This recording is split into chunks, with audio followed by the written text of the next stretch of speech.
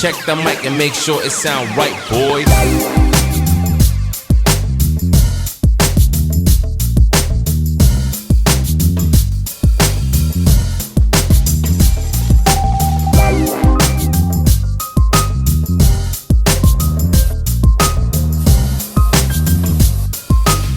Good morning friends, कैसे हो? Welcome back to my YouTube channel day 3 in coaching. Yes, this is the third day. कल का दिन था, कल के दिन मैंने कोई रिकॉर्डिंग नहीं की, पूरा बिजनेस इवेंट था। काफ़ी रात हो गई थी, 2 बजे रिटर्न आया वहाँ से, तो कल कोई ब्लॉग नहीं किया था। बाय द वे, आपके भाई को अवार्ड मिला है, सो दिखा दो फोटो, ये देखो।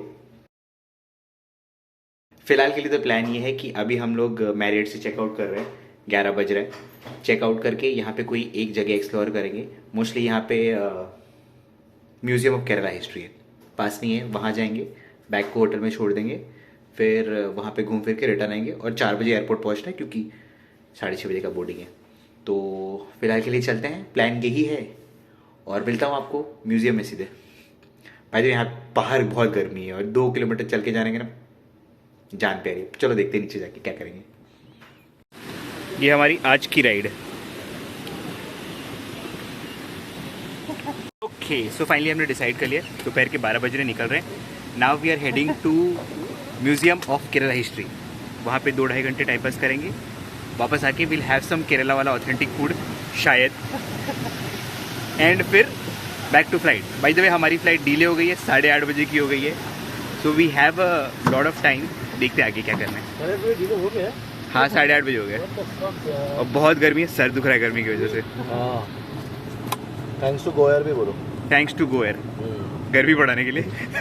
चलो मिलता हूँ आपको म्यूजियम में। नमस्कार।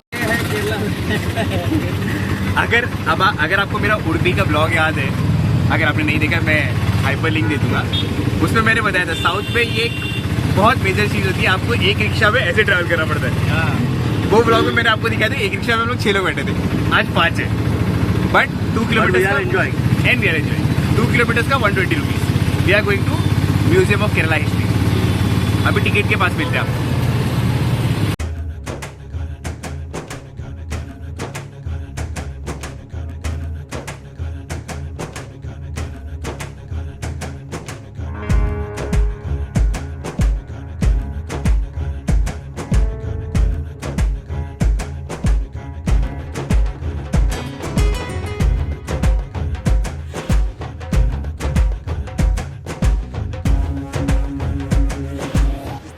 अच्छा दिख रहा हूँ ना, पहले वाले सीन में आपने देखा। सो ये म्यूज़ियम बहुत बड़ा नहीं, it's a decently size museum, city के बीचों बीच है और यहाँ का एंट्री फीस 50 रुपये पर पर्सन। आपको 50 रुपये में 3 जगह देखने मिलती है। One is this visual art, मेरे लेफ्ट साइड में आर्ट गैलरी है, and on the right side we have museum.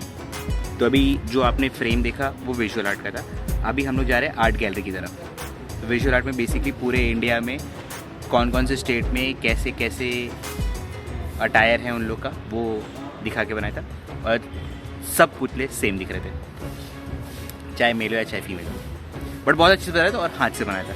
This was all made by hand से डिज़ाइन करके रखा था। अब हम जा रहे हैं आर्ट गैलरी की तरफ, वहाँ पे देखते हैं कि केरला आर्ट के मीडियम से केरला को कैसे डिस्क्राइब किया। चलो वहाँ पे।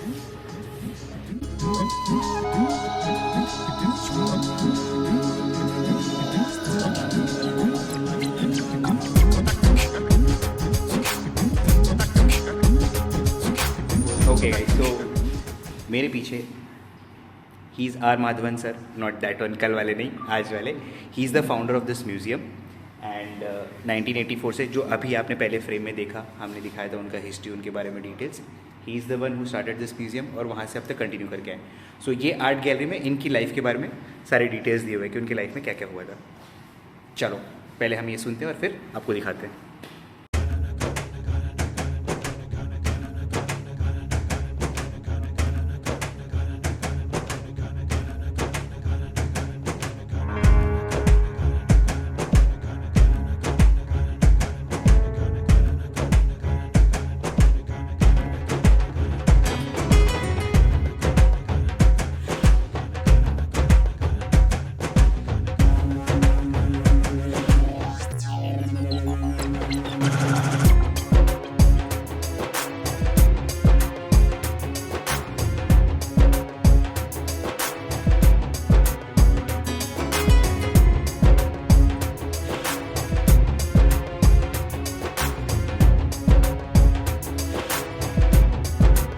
out this ए उल्टा हो and check out this.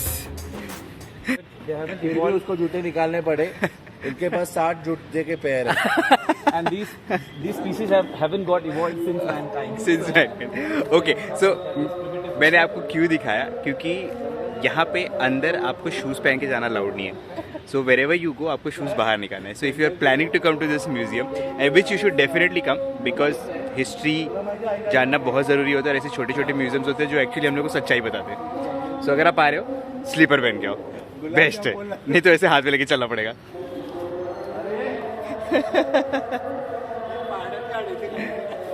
Kerala म्युझियममध्ये आपण आलेलो आहोत. इथे सुरुवातीलाच आपल्याला परशुरामांचा स्टॅच्यू दिसतोय. परशुरामांचं मूर्ती इथे करण्याचं कारण हे आहे की परशुरामनी जो जन्म घेतला तर अशी आख्यायिका आहे की त्यांनी केरळामध्ये आपला जन्म घेतला होता आणि म्हणूनच केरळाला देवाचं देश असं म्हटलं जातं. God's own country. आणि इंग्रजीमध्ये त्याला गॉड्स ओन कंट्री असं म्हणतात. म्हणून इथे आणि मला असं एक पर्सनली वाटतं की ही पर्सनल प्रॉपर्टी आहे आर राघवनांची. त्यामुळे इथे मिशनरींचं अजून काही हे नाही आहे, इन्फ्लुएन्स नाही आहे आणि म्हणून परशुरामांचा स्टॅच्यू इथे बाहेर लावून ठेवला.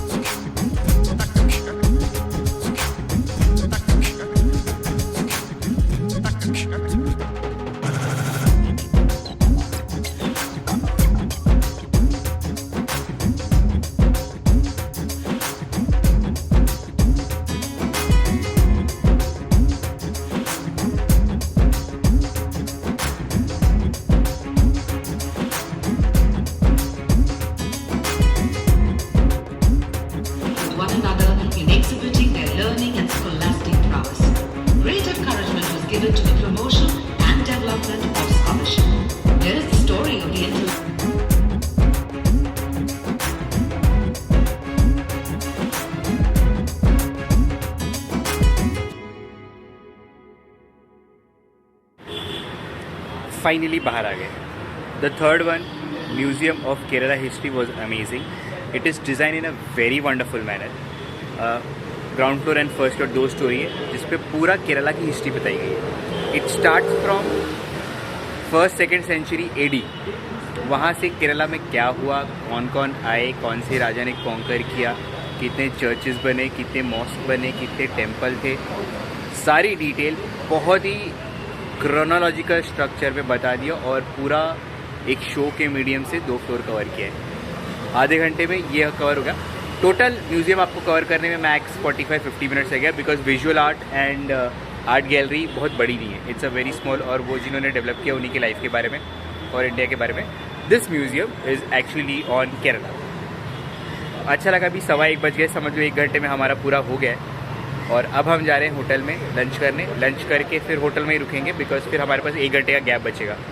और यहाँ कोचीन में आसपास घूमने की कुछ खास जगह नहीं जो है थोड़ी दूर की तरफ. अगर हम वहाँ जाएंगे तो रिटर्न आने में लेट हो जाएगा. तो होटल में मिलते खाने पे या फिर ब्लॉग को ख़त्म करूँ? खाना दिखा देता हूँ फिर ख़त्म करता हूँ. नहीं, शाम को ख़त्म करूँगा फ्लाइट में. मिलता हूँ लंच पे. Okay guys, so finally lunch हो गया. होटल में आके हम लोग लंच कर लिया. 3 बज रहे हैं, 1 घंटे बाकी है यहाँ से निकलने के लिए. जो व्हीकल किया वो 1 घंटे बाद आएगी. 4 बजे निकलेंगे. जाते हैं. भाई साहब 5 स्टार होटल की स्ट्रैटेजी कितनी अलग होती है. जो भी खाना रखा है ना, खाने के आगे प्ले कार्ड रखा है नाम और उसके ऊपर लिखा है कि आप कितनी कैलोरीज खा रहे हो. ठीक है, एकदम डिटेल में लिखा है कि इस पे आप इतनी कैलोरीज खा रहे हो ताकि आप ना खाओ. ठीक है, फिलहाल के तो खाना वाना खा लिया पेट भर के. अच्छा खासा 7,500 का बिल है खाने का 4 लोग का. अभी 1 घंटे कैसे भी करके आराम करते हैं और फिर एयरपोर्ट और फिर घर. मिलता हूँ आपको सीधा एयरपोर्ट पे. No rooms. देखो भाई, मैरियट में गरीबी क्या होती है वो इधर देख लो लाइन से। हम लोग ने रूम से चेकआउट कर लिया है 12 बजे ही, लेकिन अब सीन ये है कि हमारी फ़्लाइट डिले के बाद वापस से रीशेड्यूल हो गई है रात के 9:30 बजे। और एक्सपेक्टेड है हाँ। लेट होने की। और एक्सपेक्टेड है, करेक्ट। हो ना हो तो अच्छी बात है। अभी 9:30 बजे और अभी 3:30 बज रहे हैं, 6 घंटे है, रूम्स नहीं है, वेटिंग रूम फुल है। तो हम लोग यहाँ पे उनका जो कॉन्फ्रेंस रूम है उधर नीचे आके बैठ के अब आराम कर रहे हैं। बस आएगी, बस से बैठ के एयरपोर्ट जाएंगे और लाउंज में सो जाएंगे।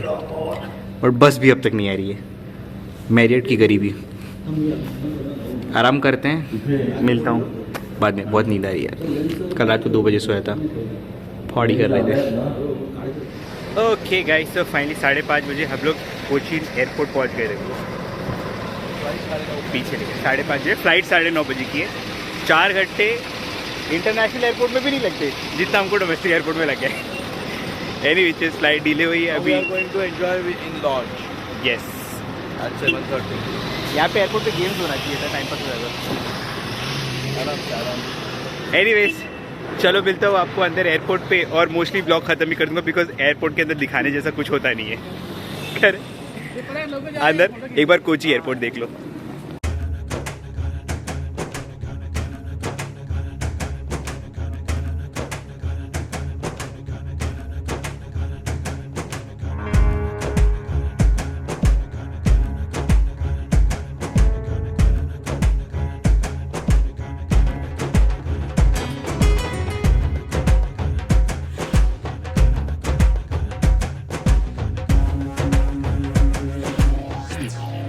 फाइनली गई जाके मैं एयरपोर्ट तो काफ़ी पहले पहुंच गया था ऑब्वियसली। अभी 8:30 बज रहे हैं, अंदर बोर्डिंग का टाइम हो गया। लेकिन आज का दिन इतना ऊपर नीचे वाला था, इतना अप्स एंड डाउन था इसमें, क्या बताऊं। बस वाले ने इरिटेट किया, उसके वजह से घूम नहीं पाए, टाइमिंग ऊपर नीचे हुआ। एक तो सबसे घटिया चीज़ है कि ये गो फर्स्ट वाले जो नीचे बैठे हैं बंदे, they don't want to take an extra effort for the customer satisfaction. अभी हुआ क्या था, मैं आपको स्टोरी बताता हूँ कि मैं कियोस्क के पास गया, मैंने मेरे बैगेज का स्टिकर ले लिया, लेबल ले लिया एंड बोर्डिंग पास ले लिया, सब कुछ कर लिया पहले से प्री हैंड। उनके पास जाने के पहले स्टिकर्स बैग पे चिपका दिए थे, सब कुछ कर दिया था, लेबल चिपका दिया था।